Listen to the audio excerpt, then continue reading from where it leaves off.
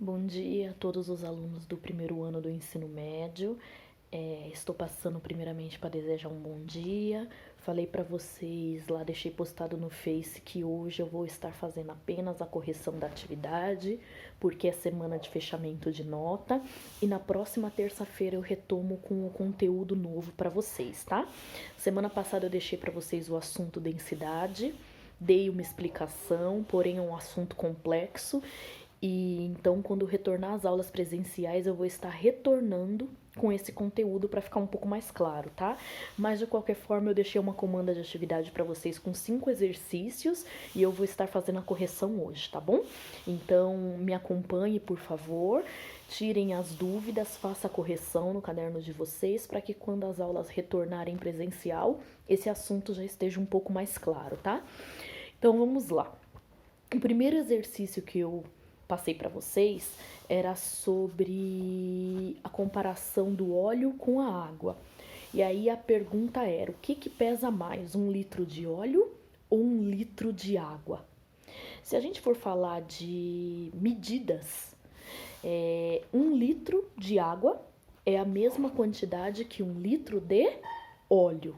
Agora, se a gente for falar em gramas, o meu volume, se eu pegar 1 litro de água, com certeza terá mais em gramas do que 1 litro de óleo, porque a densidade do óleo ela é menor e a densidade da água ela é maior. Em termos de volume, os dois têm 1 litro. Mas em termos de peso, se eu pegar 1 litro de água e colocar na balança, ele vai me dar mais em gramas do que se eu pegar 1 litro de óleo e colocar na balança. Então, em termos de peso, o que pesa mais é a água, porque a densidade dela é maior. O segundo exercício era uma comparação. Se eu misturar a água e o álcool, qual no caso vai flutuar? A pergunta era: qual dos dois líquidos irá flutuar? Vai ficar na superfície? E a resposta certa é o álcool, porque a densidade do álcool ela é menor do que a densidade da água. Então, quem fica na superfície é o álcool.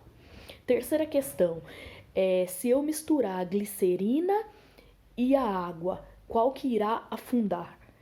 Aí a gente vai ver o que? Essa planilha que eu deixei para vocês. A densidade da água ela é 1. A densidade da glicerina é 1,2. Então, se eu fizer uma mistura de água e glicerina, o que vai ficar no fundo é a glicerina, porque a densidade dela é maior. Então, a probabilidade dela é de afundar. E a água que tem densidade menor, a probabilidade é de flutuar. Então, na questão 3, quem afunda é a glicerina, pela densidade ser maior. Questão 4.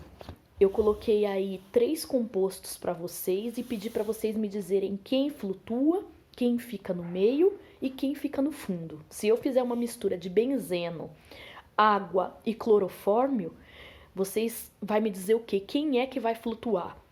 Quem é que vai ficar no meio e quem é que vai afundar? Eu vou analisar o que? A densidade de cada um.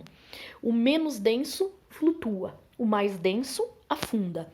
O benzeno, ele vai flutuar, porque a densidade dele entre os três é a menor densidade. A água, ela vai ficar no meio.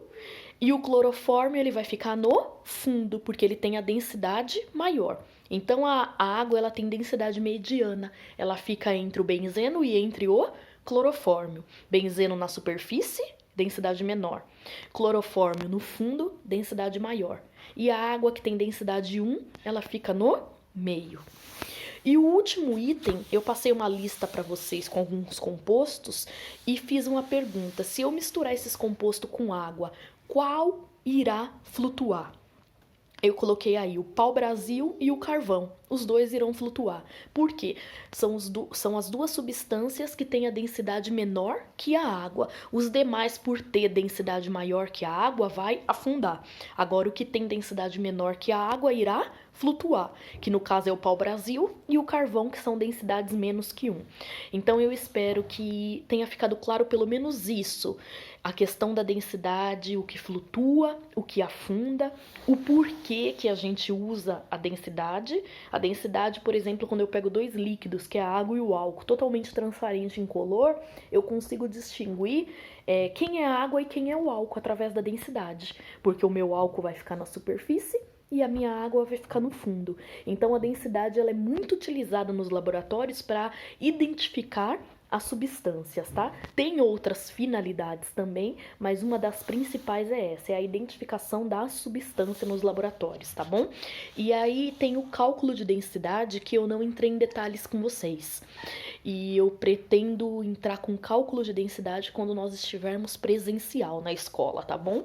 Mas fica um pouquinho aí do que é densidade para vocês conhecerem.